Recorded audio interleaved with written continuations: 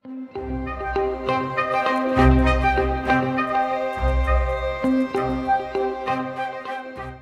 syukurillah wa ala ni'matillah la hawla wa la quwwata illa billah.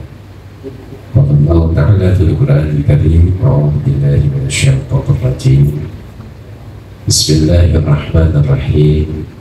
Qalu subhanaka la ilma lana illa ma 'allamtana innaka antal alimul hakim. Al-ayat surah.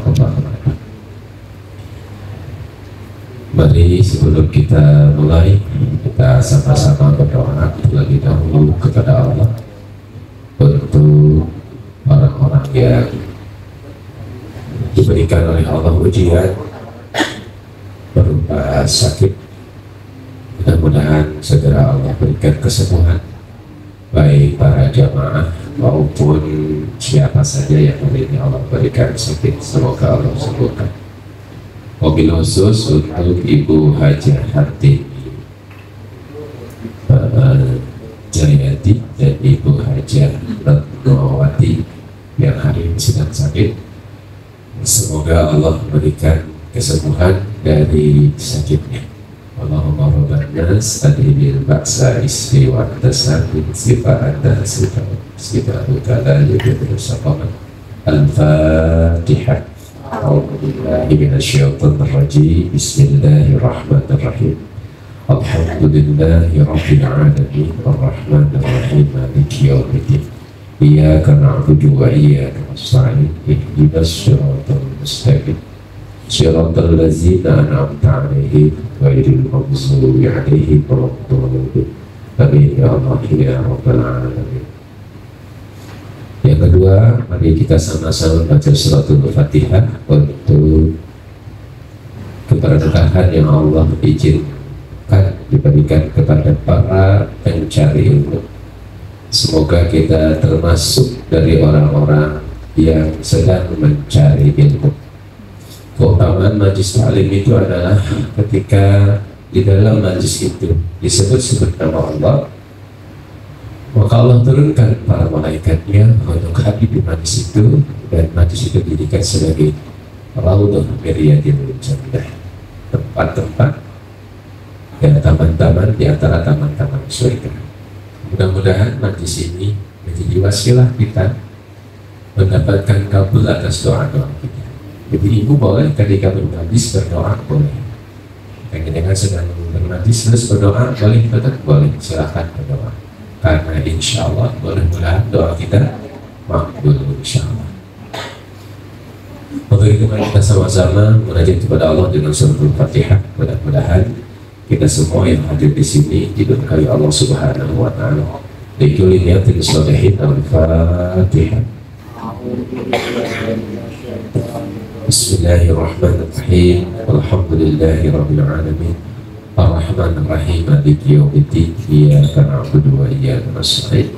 Ihdinas siratal mustaqim, siratal ladzina an'amta 'alaihim ghairil maghdubi 'alaihim waladdallin. Amin ya Allah ya rabbal alamin. Baik Bapak Ibu, sekarang kita masuk maqam berapa? 26 ya. Bismillahnya cukup segitu dulu ya kemarin ya tafsirnya. Insyaallah sudah dipraktekkan Ibu? Tafsir Bismillah sudah dipraktekkan? Mudah-mudahan sampai ya.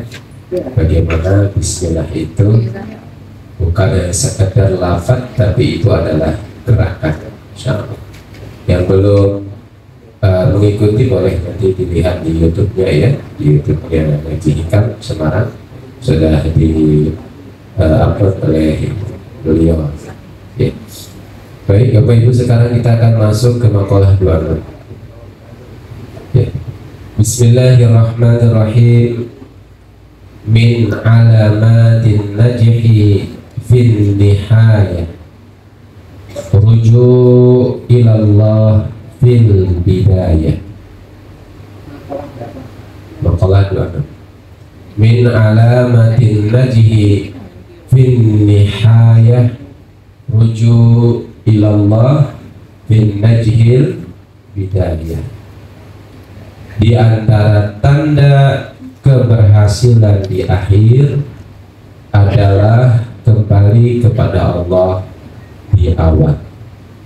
Ini formula sukses yang disampaikan oleh Al-Arifillah As-Syekh Ibnu Athaillah.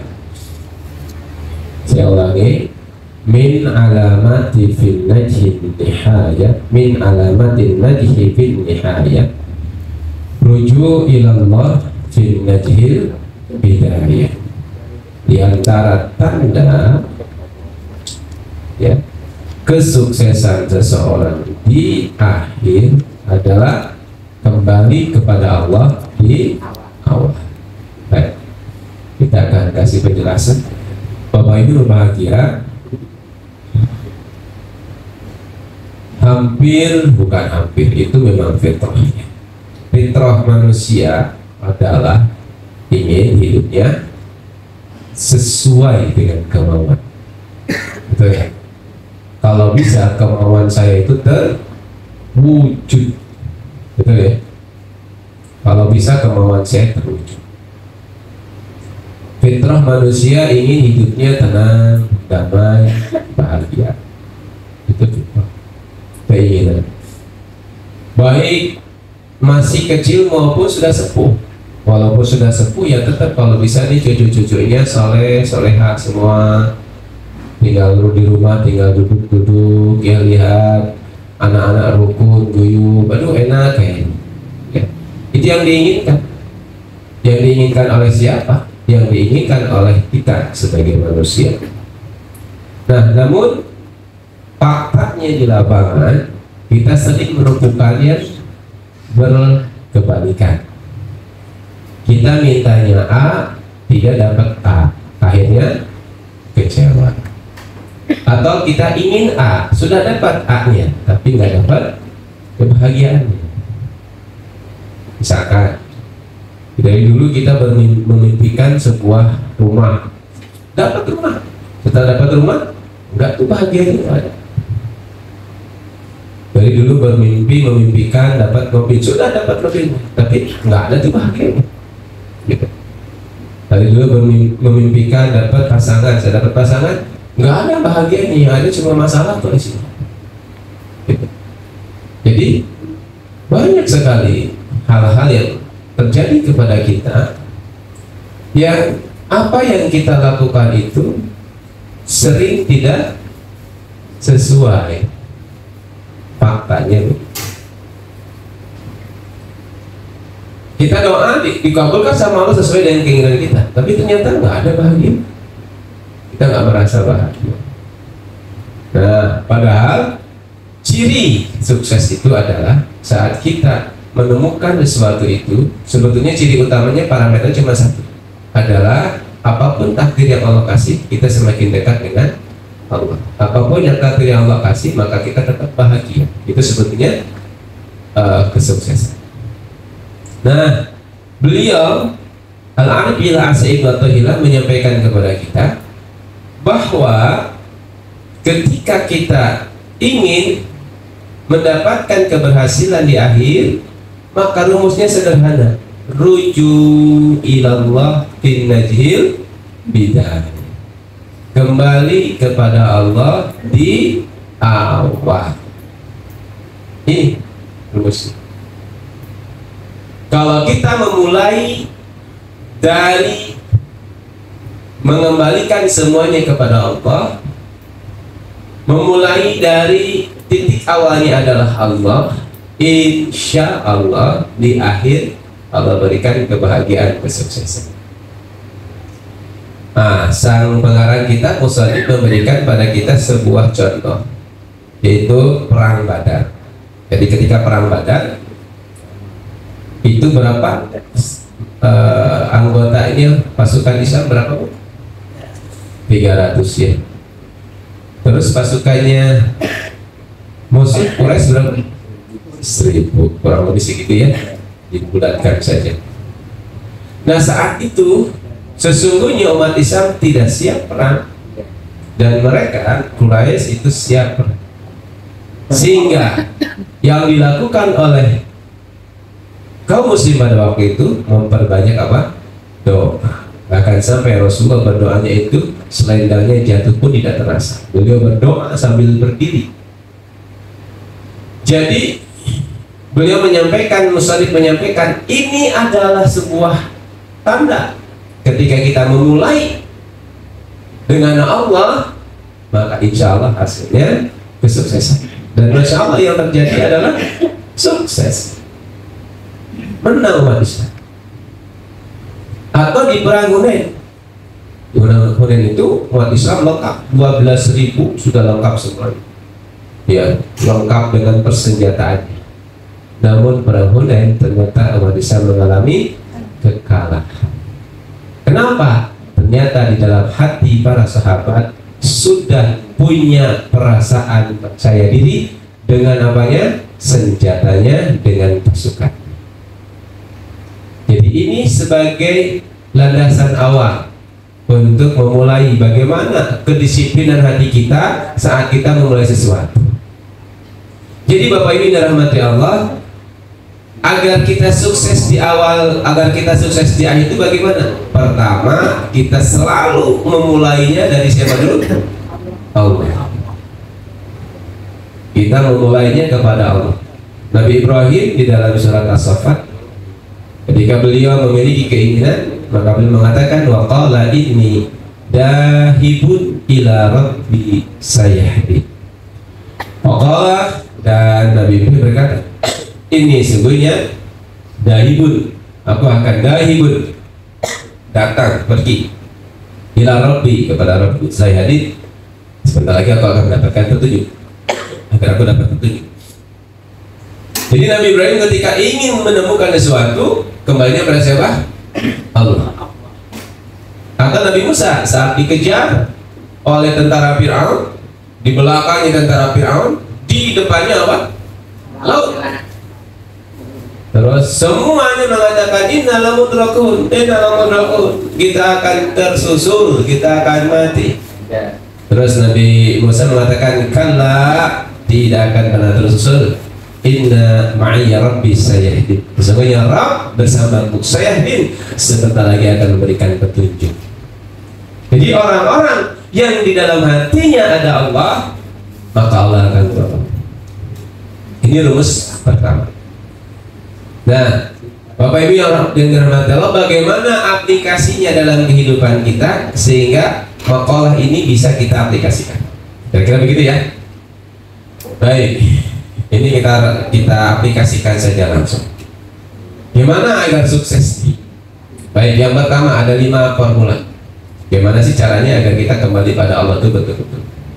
Yang pertama, jadi sebelum segala sesuatu yang kita lakukan, baik yang kecil maupun yang besar, harus diawali dengan siapa dulu? Allah. Datang ke Allah dulu.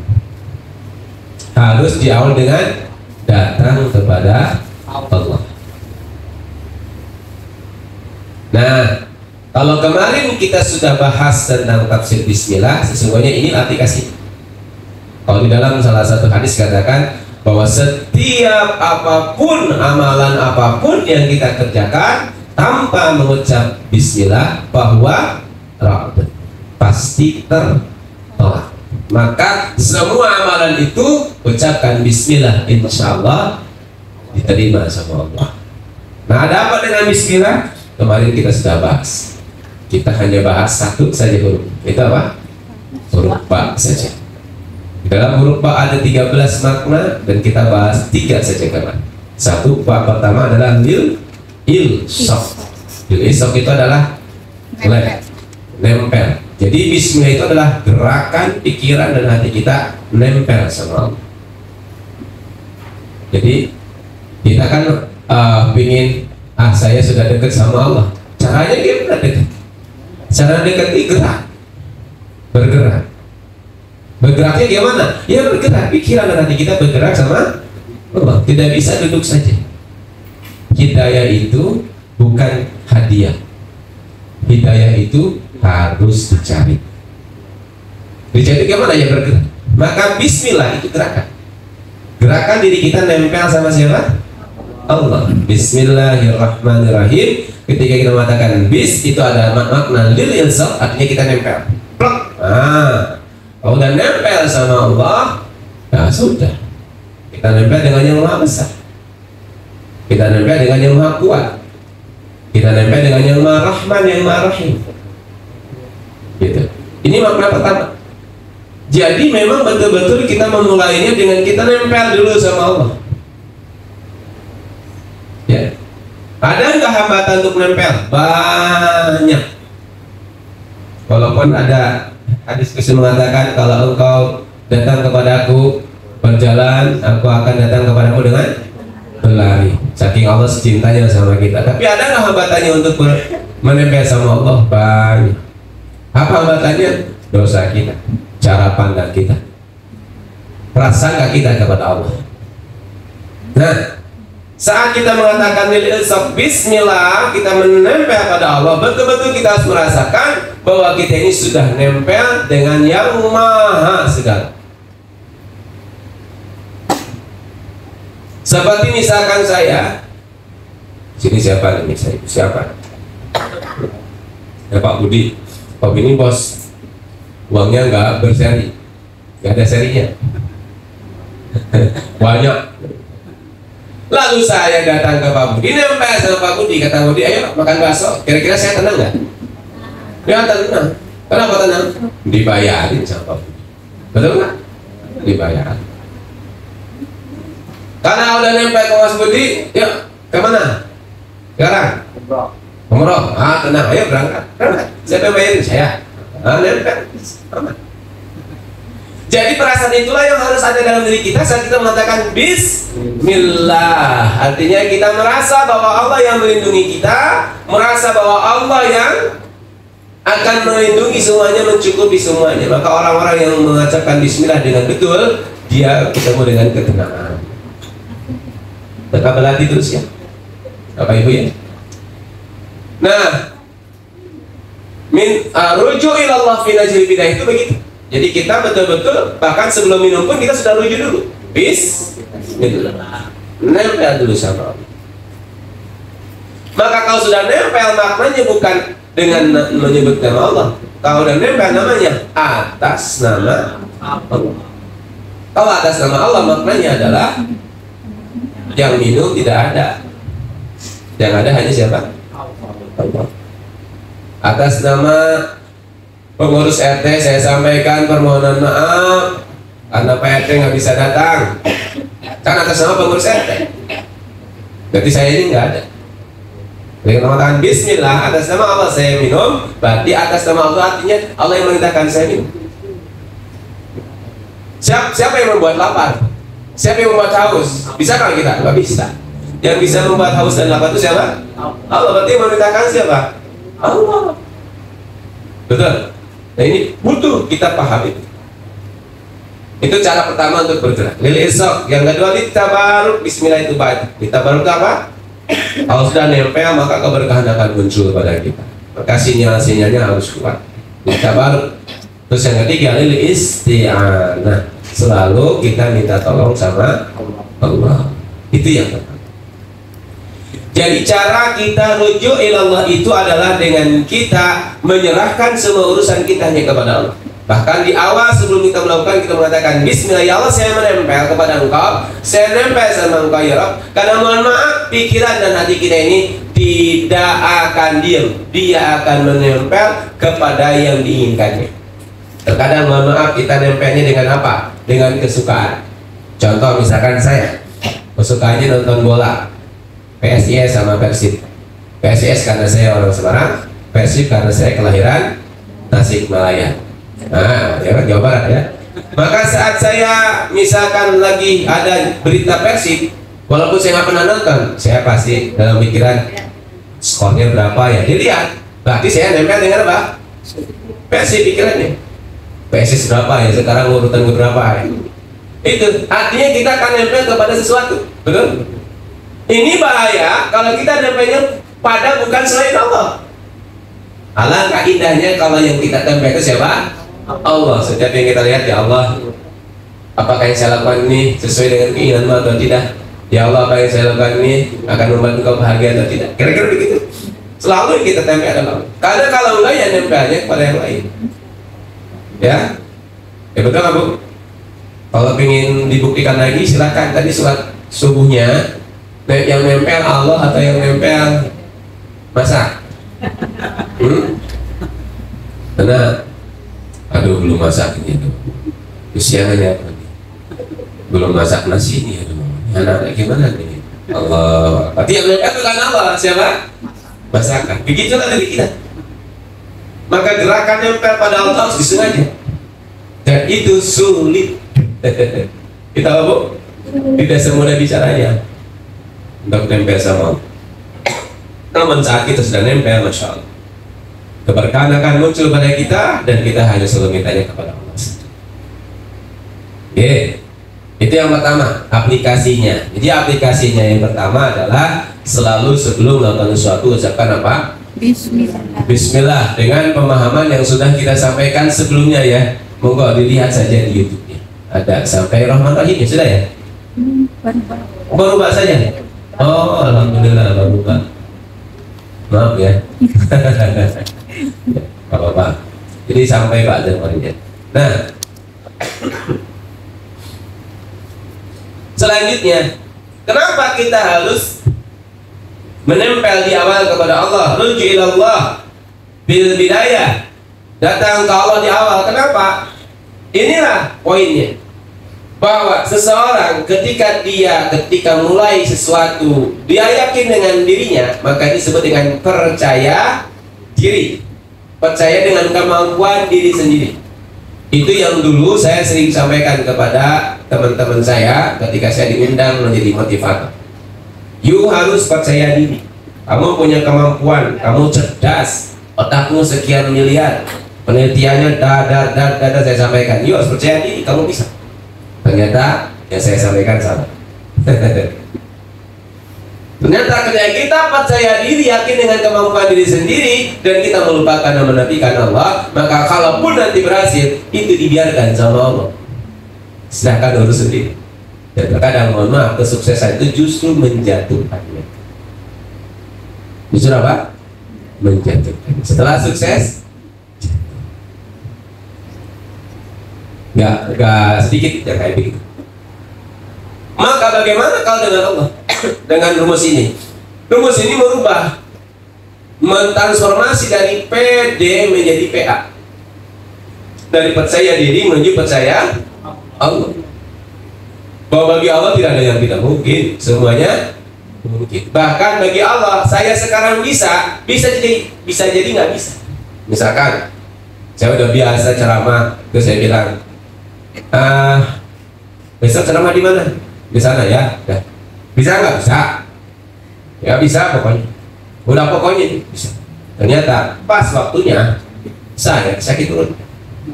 5 menit sekali ke kamar mandi terus aja. Akhirnya dia mah kecewa. Karena saya udah nyanggupi. Ternyata walaupun kita udah punya kemampuan, kalau Allah tidak mengizinkan, tidak bisa. Itulah percaya. Alah kayak ini kapan kecil ya. Beda kan menurut kita ya. Kecil kayak gitu kan. Tapi kalau Allah menghendaki tidak bisa, tetap tidak bisa. Maka disinilah kata Syaikhul Wafahilah, kita memulai dari awal itu agar kita mengatakan bahwa saya nggak punya apa-apa, yang punya apa-apa hanya siapa? Allah. Saya berlindung pada kekuasaan yang maha kuasa. Saya berlindung pada yang maha pengasih. Saya berlindung sama yang maha penyayang. Saya berlindung dengan yang maha kuat, yang maha gagah. Saya sekarang mau berangkat ke pengajian. Saya berlindung. Jadi kita bersama dengan siapa? Yang maha gagah, yang maha kuat, yang maha penyayang. Berangkat. Masya Allah. Ya ini. Jadi mari kita transformasi percaya diri kita menjadi percaya siapa? Allah. Sehingga saat kita mau melakukan sesuatu, kita selalu mengucapkan gimana?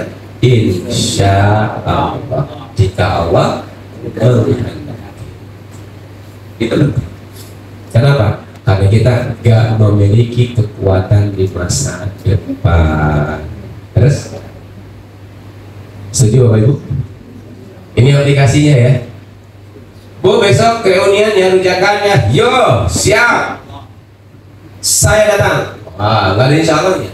tiba-tiba sakit perut, nggak bisa. Betul. Harus ada apa? Insya Allah. Insya Allah. Ibu besok pengajian datang? Datang dong, masa nggak datang? Siap. Ternyata anak sakit, nggak bisa datang. Ada aja. Ya. Maka selalulah kita melakukan sesuatu itu dengan ucapan satu Bismillah, yang kedua Insya Allah. Bismillah. Bismillah itu kita berlindung di yang maha kuat. Jadi bahasanya gini, panjenengan di depan sini belakang. Ini berangkat.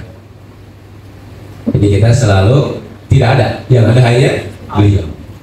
Kita berlindung di hadapan beliau yang maha gagah. Nah, kira-kira begitu. Apa dampaknya? Ini penting. Apa dampaknya seseorang yang memulai sesuatu dengan Allah? Maka dia hanya akan fokus kepada proses. Dia hanya fokus pada apa? Proses. Dia hanya fokus pada apa yang dia kerjakan sekarang, dan dia mengerjakannya dengan totalitas. Sedangkan hasil tidak pernah dia pikirkan. Urusan hasil, urusan siapa? Allah. Nah ini dampaknya ini. Hanya fokus kepada proses, dan saat dia berproses pun dia hanya berlindung di hadapan yang maha kuat. Berproses, hasil bukan urusan saya tapi urusan Allah. Dan itulah pengertian dari tawakal. Sedangkan Allah telah menjamin wa may yatawakkal 'ala Allah fahuwa hasbuh. Barang siapa bertawakal kepada Allah cukup. Bagaimana sih tawakal itu? Ini caranya tawakal. Ya. Hasil itu tidak kita urus. Kita hanya fokus satu, awal kita bersamai Allah. Yang kedua, saat kita melakukan bersama Allah dan kita mengerjakan dengan totalitas, hasil tidak pernah kita pikirin. Dan dijamin insya Allah hati kita damai dan tenang. Kenapa? Karena orang yang mikirin hasil biasanya akan terjangkit penyakit namanya cemas dan khawatir. Jadi kalau panjenengan cemas itu karena mikirin apa? Hasil. Ya. Dagang yang dipikirin apa? Untung atau rugi. Gimana kalau rugi? Khawatir. Gitu. Nah, orang yang memulai sesuatu dengan Allah dan dia hanya fokus kepada proses yang terbaik, hasil serahin sama Allah, udah nggak ada urusan dengan hasil. Terserah siapa? Allah aja. Allah merintahkan berobat, ya berobat saja. Masalah sembuh atau tidak urusan siapa? Allah. Karena masalah sembuh itu kan urusannya Allah, bukan urusan obat. Jadi mohon maaf saya terlambat karena saya melaksanakan perintah Allah dan Rasulnya. Ikhtiar, ngantri periksa dulu, baru kesini. Nanti periksa, baru kesini. Jadi Bapak Ibu yang dirahmati Allah, urusan sembuh atau tidak bukan urusan kita. Urusan siapa? Allah. Ikhtiarnya berobat, cari obatnya, diperiksakan. Nah, kira-kira gitu. Itu yang pertama Bapak Ibu ya. Jadi tahapan pertama agar kita bisa untuk rujuk ilallah fil bidayah ada dengan bahasa apa? Bismillahirrahmanirrahim. Artinya kita nempel pada Allah, kita minta berkahnya Allah, kita minta pertolongannya Allah. Kalau tak dulu Ustaz Yusuf Mansur mengatakan Allah dulu, Allah terus, Allah lagi. Ya, dulu terus lagi. Allah dulu ya, Allah dulu. Terus setelah melaksanakan terus Allah. Saya melaksanakan Allah lagi. Tidak. Ya, kayak saya pernah menyampaikan di kajian manasik itu, saat kita berangkat ke Baitullah itu kita akan bertemu Allah. Sekarang pertanyaan, setelah pulang dari sana kita akan bertemu siapa? Keluarga? Enggak. Kita akan bertemu Allah lagi. Ke sana ketemu Allah, pulang ketemu Allah. Di mana-mana adanya siapa? Allah. Kira-kira begitu. Baik, ini yang pertama. Baik, yang kedua Bapak Ibu, aplikasi yang kedua Bagaimana caranya kita rujuk ila Allah? Bagaimana caranya kita kembali ke Allah di awal? Ini penting sekali. Dan kita terkadang butuh melatih. Apa Bapak Ibu? Adalah kita, kalau dalam bahasa kitabnya adalah qanaah. Qanaah itu apa? Menerima apa adanya sekarang. Jadi bagaimana kita bisa menerima kondisi saat ini, apapun kondisinya, ya Bu ya. Ini syaratnya. Apapun kondisinya saat ini, terimalah. Misalkan kondisi saat ini panjenengan sedang marahan sama suami, terima dulu, udah terima, terima, ini yang terbaik dari Allah, diterima. Misalkan nanti panjenengan sedang sakit, terima aja sakit itu. Insya Allah yang terbaik dari Allah. Kenapa yang terbaik? Oh, kita sudah paham tentang makna Rahman Rahim kan? Rahman itu pengasih, Rahim penyayang. Karakter sang penyayang itu pasti ngasih yang terbaik. Di semua yang ditakdirkan Allah pasti yang terbaik. Maka tahapan yang kedua ini Bapak Ibu, saat hari ini kita mendapatkan sebuah kondisi, terima itu. Apapun kondisinya. Jadi, karena saat kita mau menerima kondisi takdir dari Allah itulah, maka akan muncul perbedaan rasa di dalam tubuh kita. Awalnya ngeluh, nyesel, apalagi Pak? Marah, dendam, sakit hati, berubah semuanya. Jadi apa? Menerima, ridho, ikhlas, apa-apa. Ini takdir dari Allah. Pasti egonya bilang, nggak bisa, nggak boleh gitu. Kamu harus memperbaiki. Iya, memperbaiki kan ke depan. Yang sekarang sih terima dulu. Terkadang kita hidupnya di masa depan, bukan di sekarang. Akhirnya di sekarang kita lupa dengan rasa yang harus kita miliki. Rasanya apa? Nerima, ridho dengan takdir Allah. Terkadang mohon maaf Bapak Ibu, saya sering sharing itu kepada teman-teman, mohon maaf ya, sulit sekali melepaskan kebiasaan buruk, kebiasaan maksiat. Maka syarat pertama engkau sembuh adalah menerima kahanan itu, menerima bahwa engkau pemaksiat. Terima dulu. Setelah terima, lapor sama Allah. Ya Allah, saya menerima, tapi saya merasa khawatir kalau saya bermaksiat, karena cita-cita saya ingin bertemu dengan Allah. Ajaib Bapak Ibu setelah menerima. Kalau biasanya tobat itu nggak bisa nangis, tobat biasa aja. Ajaib setelah dia menerima dan bilang sama Allah, dia ketemu dengan sebuah perasaan dirinya hina, lemah, doib, dan bisa nangis sesungguhnya. Subhanallah. Kenapa? Urusan nanti di akhir Allah yang atur. Yang penting terima dulu. Ya Bapak Ibu ya? Siap menerima kahanan, siap? Keadaan sekarang diterima. Cirinya kita bisa menerima keadaan sekarang itu wajahnya cerah. Ya Bapak Ibu ya, wajahnya apa? Cerah. Dia wajahnya cerah semua. Tapi ada juga yang cerah. Cerah semua. Jadi kalau menerima itu santai Bapak Ibu. Orang nggak bakalan tahu kita punya masalah. Ya Bu ya? Kan itu sebaik-baiknya sedekah. Sebaik-baik sedekah itu wajah yang cerah di hadapan orang, walaupun hatinya sedang remuk. Tapi karena kita menerima, enggak, biasa ini ridho dari Allah. Ini takdir dari saya terima, saya terima. Nah itu, siap Ibu siap? Jadi cara agar kita bisa kembali pada Allah, terima dulu. Oke, semua takdir dari Allah. Nah setelah diterima baru kita nextnya gimana? Allah lagi kan? Ya Allah beri petunjuk saya gimana cara nyelesain ini masalah saya. Gitu. Udah kerjakan yang bisa kamu kerjakan, totalitas saja di sana. Hasil gak usah dipikirin. Hasil urusan siapa?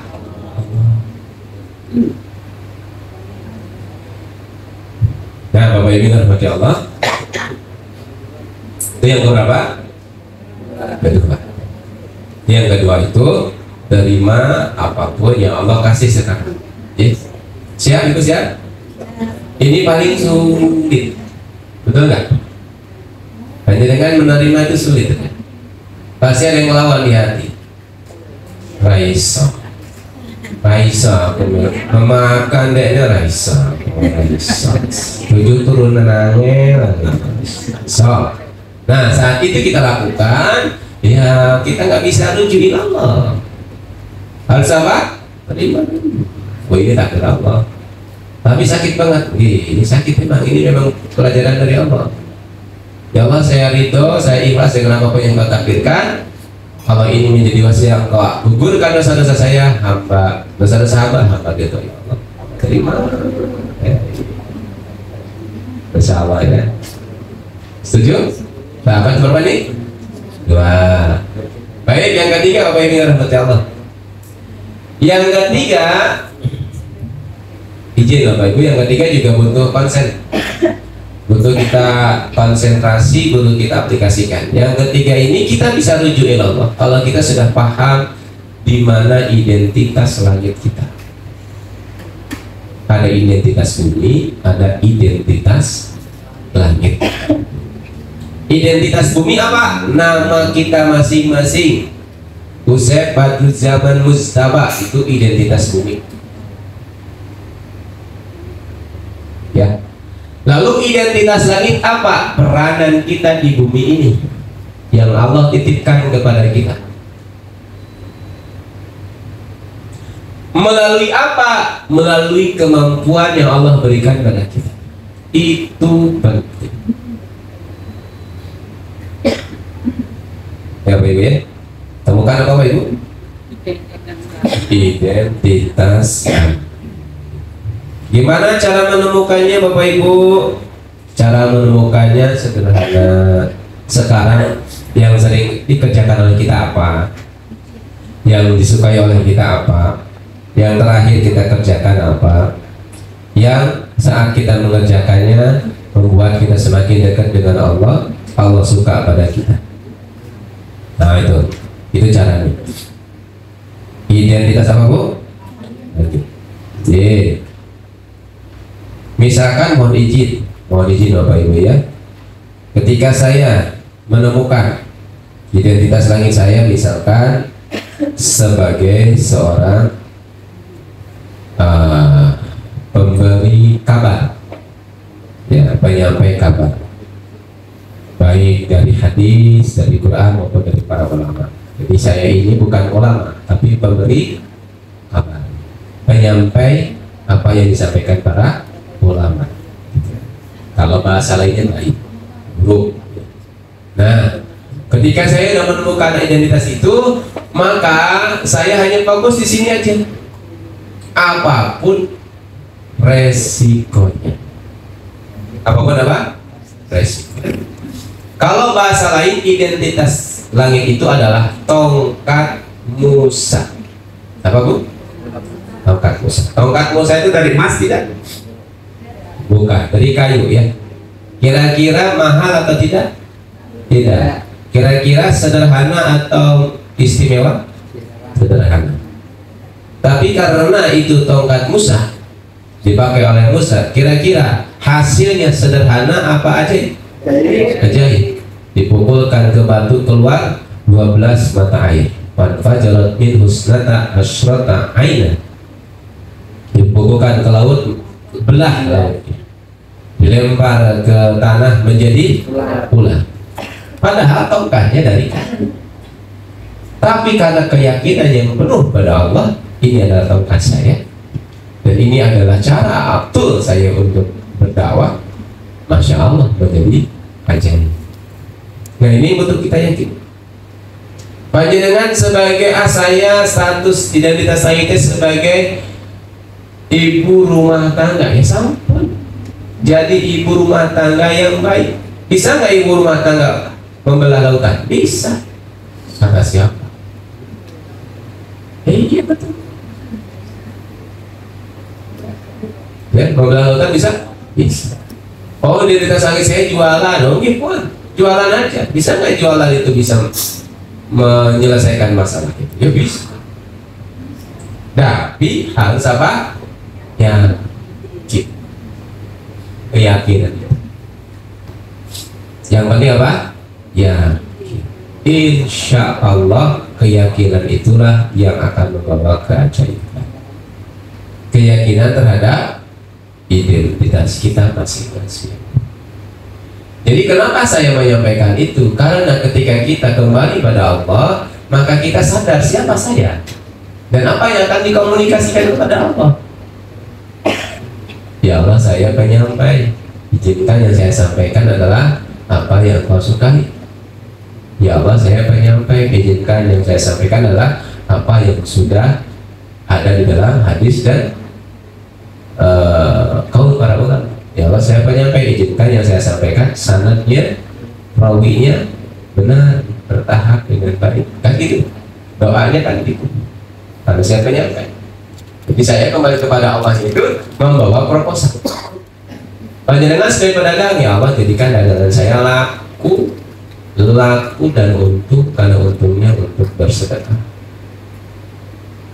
Jadikan ya Allah saya sebagai rumah tangga, ibu rumah tangga, yang dengan saya jadi ibu rumah tangga saya bisa mendidik anak saya menjadi anak yang soleh, sehingga mudah-mudahan dari rahim saya ini keluar para ulama, para pengusaha yang soleh.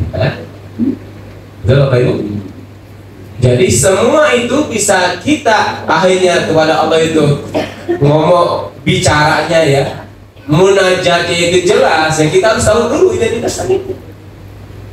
Saya apa ya? Bingung saya apa ya? Nah kalau bingung gimana? Nah terserah kau aja dah jadi apa saya. Nah, tapi kalau kita sudah tahu tentang tongkat musanya, apapun itu kita terima. Kita diterima dulu ya. Saya sebagai ibu rumah tangga saya terima, saya sebagai tukang cilok saya terima, saya sebagai tukang kerupuk saya terima, apapun saya terima. Nah setelah itu baru kita isti'anahnya pada Allah itu jelas. Satu kan tadi lil ilsaq, lita baru lil isti'anah. Jadi isti'anah jelas. Kita minta keberkahan sama Allah, lalu setelah itu kita minta tolong sama Allah. Ya, ibu-ibu sampun punya identitas langit masing-masing? Sudah ya? Nggak bingung kan? Nah, kalau panjenengan sudah nyaman di rumah sebagai ibu rumah tangga, sampun nikmati itu Bu, nikmati itu. Karena ibu itu, wanita itu menjadi pusaka laki-laki. Ya, wanita menjadi pusaka laki-laki. Ada 3 wanita yang tidak akan tidak ada hijab doanya antara dia sama. Satu, seorang ibu untuk anaknya. Yang kedua, seorang istri untuk suaminya. Yang ketiga, anak wanita untuk ayahnya. Ini sudah semua kan? Punya ayah, punya suami, punya anak. Oh, saya kemarin ngisi pengajian nikahan, saya bilang kepada hadirin, saya deklarasikan Bapak Ibu, saya adalah suami takut istri. Pada kaget semua. Iya, saya suami takut istri. Kenapa? Istri saya pusaka saya. Kalau misalkan hatinya tersakiti, bahaya. Jadi kalau bapak-bapak ada masalah, itu cek di 3 ini. Hubungannya dengan istri, hubungannya dengan anak perempuan, hubungannya dengan ibu. Cek. Nah, kalau ada masalah kehidupan, cek di sini. Hubungannya gimana dengan istrinya, baik apa enggak? Yang kedua, hubungannya dengan anak perempuannya gimana, baik atau tidak? Yang ketiga, hubungannya dengan ibunya gimana, baik atau tidak? Misalkan kok saya nggak bisa merasa dekat sama Allah, ya, cek dulu nih di 3 ini. Gitu. Ya Bu ya. Nah, kayaknya ibu-ibu senang dengan materi ini ya. Nah, cuma ya hati-hati Bu, karena ridho ibu ada di suami. Jangan mentang-mentang ibu pusakanya suami, terus ibu nyakitin suami, oh Allah marah sama ibu. Jadi Allah itu adil menempatkan suami istri. Memang rijal qawwamuna 'ala nisa, tapi doa diletakkan di untuk suami. Alright. Ya. Masya Allah. Jadi akhirnya sejajar, suami dan istri itu sejajar kedudukannya, nggak ada yang paling bawah, nggak ada. Walaupun rijal qawwamuna 'ala nisa, ibu harus taat pada suami karena dia pemimpin ibu.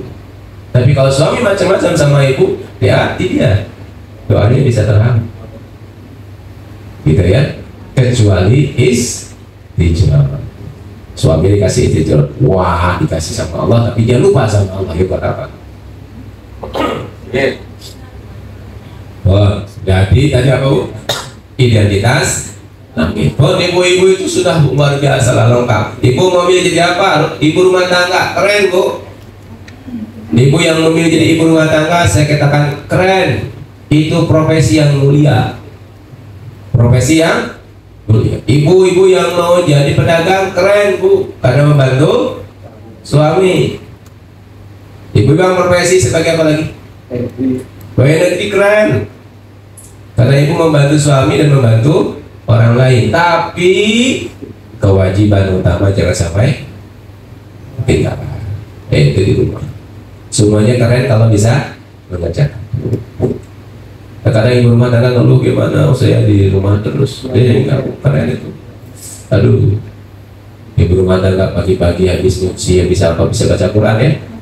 Kan nyuci selesai jam 8 Bu, sampai jam 12 berapa juz? Baca Quran. Wah, sehari bisa 4 juz. 4 juz berapa juz? Ya, Masya Allah, luar biasa. Dilanjut sama ibu ya.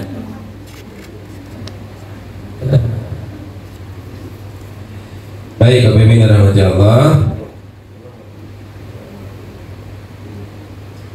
Nah, lalu bagaimana Bapak Ibu yang dirahmati Allah kalau kita ini sebagai hamba Allah, ya, yang sudah mengetahui identitas langitnya, yang sudah paham tentang siapa dirinya, bagaimana kita berkomunikasi dengan Allah? Ya tadi. Jadi apapun yang kita lakukan, rujuknya sama, menunjuknya pada Allah. Gak ada yang lain. Pokoknya Allah, Allah, Allah, Allah. Ya. Kenapa? Karena kita pulang kepada siapa? Allah. Saya nyuwun Bapak Ibu ya, saya nyuwun dengan sangat kepanjenengan bagaimana setiap aktivitas panjenengan itu tujuannya cuma siapa? Allah. Karena usia tidak ada yang tahu. Terus udah sekarang di usia-usia kita ini udah usianya cuma satu aja, ingin kembali pada Allah yang benar. Dan hati kita pasti tenang. Hatinya pasti tenang. Yang keempat, ketahuilah tanda-tanda orang yang tidak dekat dengan Allah. Ketahuilah tanda-tanda saat diri kita tidak dekat dengan Allah. Sudah apa belum ya? Belum ya?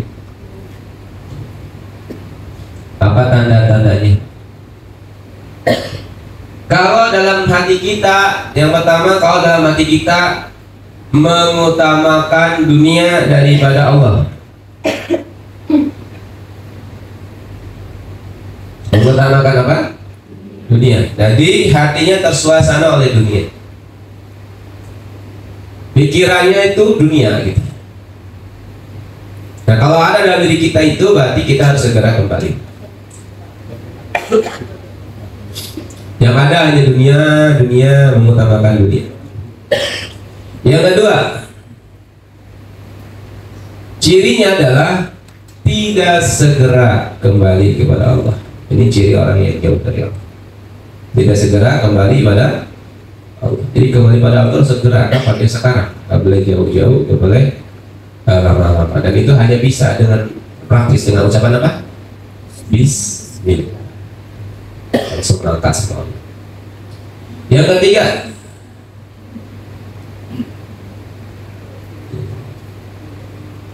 tidak lari dari kesibukan dunia. Tidak lari dari kesibukan dunia yang membuat lalai kepada Allah. Misalkan saya nonton sampai 2 jam, Pak. Nonton apa? Sepak bola. Itu biasa kalau nonton sepak bola kan fokus, Bu. Oh, sampai dibilang, Mas, nggak kedengeran? Sampai apa? Fokusnya. Kalau kita tidak segera, itu berarti kita jauh dari Allah. Bahkan saat Allahu Akbar, Allahu Akbar, dibiarin terus saja nonton, berarti kita sedang jauh dari Allah. Karena orang dekat dengan Allah ada panggilan, dari Allah ya berupa adaan itu langsung bersegera kemana? Ke masjid atau bersegera sholat ya. Kalau kondisinya memang sedang tidak mampu ke masjid, bersegera sholat. Bapak di bangku wudhu, kenapa sudah waktunya sholat? Nah, berarti beliau dekat sama. Tapi kalau sudah luhur benar ya, masih pusing badannya. Berarti dia fokus dengan penyakit. Tidak fokus pada siapa? Gitu. Ya. Nah, yang keempat cirinya apa? Tidak sedih saat dia luput dari taat. Nggak melaksanakan sholat duhur, nggak ada kesedihan dikit pun.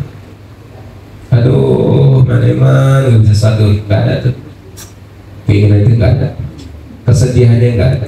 Berarti kita dalam kondisi jauh dari Allah. Harus segera kembali. Nah, yang kelima, kesenangan dan kegembiraannya bukan dengan Allah.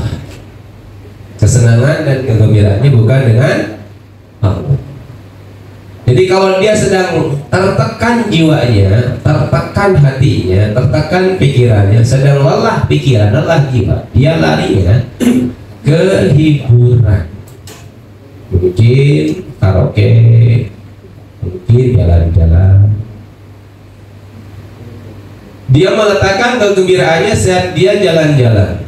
Dia meletakkan kegembiraannya saat dia bernyanyi, mengekspresikan. Ya, kalau dia sedang sakit, dia nyari lagu yang sakit ya, yang itu. Terus dia nyanyi, itu dia mengekspresikan. Dia merasa gembira. Nah, kalau dia gembira dan bahagianya dengan selain Allah, maka dia sedang jauh dari Allah. Dia bukan orang lain, tapi dia kita sendiri. Jangan stres, healing. Healing kemana? Mall. Kenapa ke mall? Cuci mata. Ya. Saya capek, saya mau baca Quran aja, karena saya merasa gembira dengan Quran. Itu berarti insya Allah dekat dengan Allah. Ya, Ibu ya, Ibu sering healing kita Bu? Sering. Healingnya kemana? Kalau ini kau pakai bagus. Healingnya ke mall bagus juga. Kalau mau beliin baju untuk anak yatim, ada yang buruk, ada yang buruk, tergantung niatnya. Saya healingnya kemana? Ke mall. Ngapain? Beli baju untuk siapa? 10 anak yatim. Keren. Ya kan? Tapi jangan jadi alasan ya. Nah itu berapa itu kan? Yang keenam. Nah, dia nggak peduli dengan makhluk Allah, nggak ada rasa sedih. Ini Palestina sedang dibombardir, tidak ada tuh rasa sedih yang sedih kita. Khawatir aja nggak ada, marah aja nggak ada. Ya. Jadi nggak ada kekhawatiran. Harusnya ya ada. Saya sedang kemarin diminta khutbah, ada turun najilah, bagus nih. Berarti kita ada ininya, ada perhatian minimal pakai kurun najilah. Gak peduli dengan makhluk Allah yang lain. Kucing kelaparan gak peduli ya. Harus peduli. Karena semuanya makhluk Allah. Yang ketujuh, cirinya adalah orang yang jauh dari Allah selalu melihat sebab, tidak melihat musabab. Jadi gini, pokoknya saya kayak gini hancur karena kamu, aku hancur berantakan karena kamu. Tak titeni, sampai tak titeni, sampai aku tahu bahwa kau juga merasakan seperti itu. Nah ini berarti kita ke sebab. Tidak kepada musabab, siapa yang ngasih sebab? Orang sulit memaafkan karena selalu melihat pada sebab, tidak melihat pada musabah. Padahal sesuatu terjadi itu karena Allah. Maka kalau kita ini izin Allah, ini izin Allah, ini izin Allah, dia hanya sebagai perantara saja. Udah, lepas tuh sebabnya. Kita terima ridho dengan takdir Allah. Tapi kenapa kita susah sekali memaafkan orang lain? Karena kita selalu menganggap bahwa dia yang menjadi sebab saya ini kayak gini ya dia. Yang bikin hancur berantakan sih kan dia. Aku hatiku hancur berkeping-keping ya karena dia. Hanya aku kayak gini karena dia. Karena dia gitu ya lagunya ya.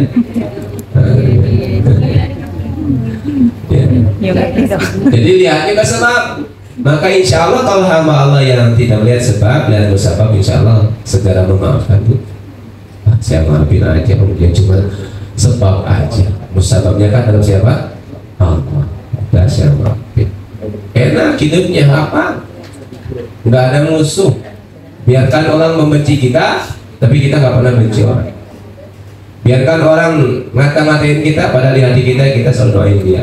Itu luar biasa ya. Itu hebat banget. Hebat banget. Jadi ketika orang itu benci sama kita, ngata-ngatain kita cuma bilang, ya Allah, semoga beliau husnul khotimah. Bukan. Ya Allah, semoga beliau engkau ampuni dosanya, berkahi hidupnya, mudahkan urusan. Loh, husnul khotimah itu ending yang bagus. Iya. Kenapa tersenyum? Mana berharap ya. Selalu yang kita berikan itu doa, gitu. Nggak ada, kita nggak punya benci sama orang. Dia mau nyalahin kita silahkan aja, saya doain dia. Toh kalaupun terjadi bukan karena dia tapi karena Allah, dan itu Allah punya tujuan kok saya sakit, ya kan? Bukan karena dia nyalahin saya, itu karena Allah aja. Dan saya terima itu, saya terima semuanya, dan biarkan saja. Sakit ini sebagai wasilah keberkahan. Nah, gitu. Betul ya? Nah itu Bapak Ibu 4 dulu ya. Jadi bagaimana cara kita kembali kepada Allah. Ya. Nah, yang terakhir tadi, ketahui tanda-tanda seseorang yang jauh dari Allah. Nah Bapak Ibu dirahmati Allah, kesimpulannya bagaimana kita rujuk ilallah? Maka orang-orang yang rujuk ilallah itu tadi saya sampaikan, dia nggak pernah mikirin apa? Hasil. Cirinya apa? Dia selalu maksimal di sekarang. Dia selalu menyenangkan dilihat oleh langit dan orang bumi. Dilihat makhluk langit menyenangkan, dia oleh makhluk bumi menyenangkan. Karena dia selalu totalitas 100% di mana saja dia berada. Di sekarang ya. Saat sekarang dia melakukan sesuatu, dia selalu totalitas 100% yang dia mampu sesuai dengan kemampuannya. Dia selalu terlihat menyenangkan oleh makhluk langit maupun oleh makhluk bumi.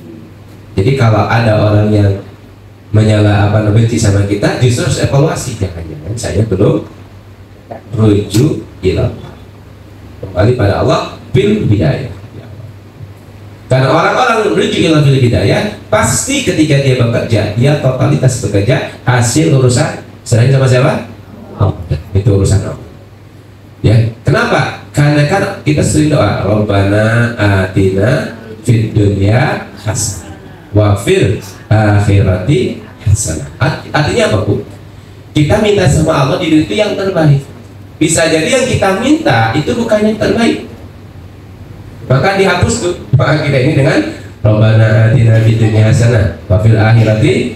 Mungkin di dunia hasanah, Bu, tapi di akhirat gak asal, maka kamu pinginnya di dunia baik, di akhirat baik, maka aku akan kasih yang ini. Gitu ya. Sepakat, Bu? Di saat panjenengan doa boleh, kita doa boleh. Kemarin kan kita bahas doa ya. Doa itu ditransfer dari nafsu kepada kesadaran ya.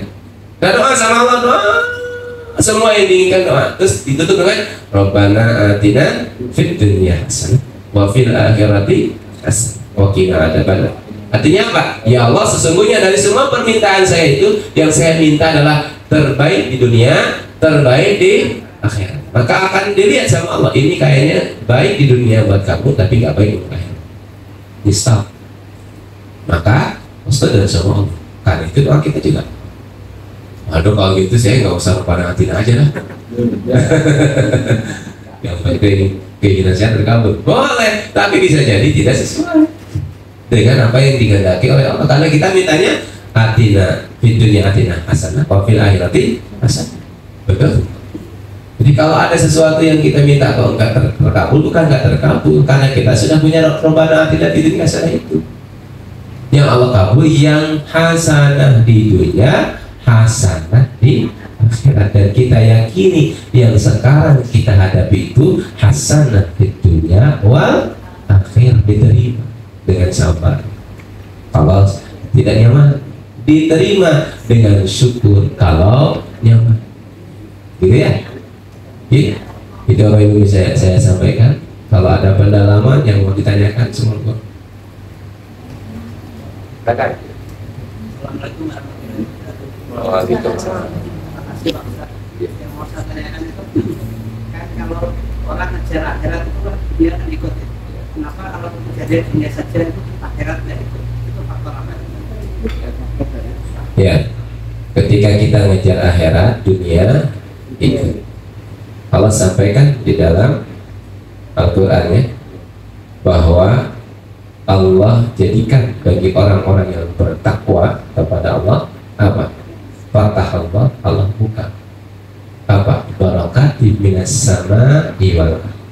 Allah berikan keberkahan dari langit dan bumi bagi orang-orang yang bertakwa. Ini dalilnya sudah jelas dalam Al-Quran. Artinya kalau dibukakan oleh Allah keberkahan, artinya Allah akan diberikan oleh Allah kepada dia dunia dan akhirat. Namun kalau kita mengajar dunia tidak akhirat, mohon maaf, dunia itu sebetulnya kalau di makalah sebelumnya, dunia itu gimana Bu? Ad-dulma. Dulma itu apa? Gelap. Dulma itu tidak ada. Ya. Jadi kalau kita mengajar dunia salah, karena dunia nggak ada sih. Bukti nggak ada gimana? Yaitu saat kita punya uang gaji Bu ya, sebulan dalam seminggu habis, kok nggak kekal ya? Bahkan baru saja kering jadi kening udah nggak ada, mana kepotong sana sini, kok nggak ada? Itu dunia, itu dunia. Tapi akhirat itu kekal, maka kejar aja akhirat, insya Allah dunia. Nah, tapi hati-hati, ngejar akhirat itu bukan di masjid saja.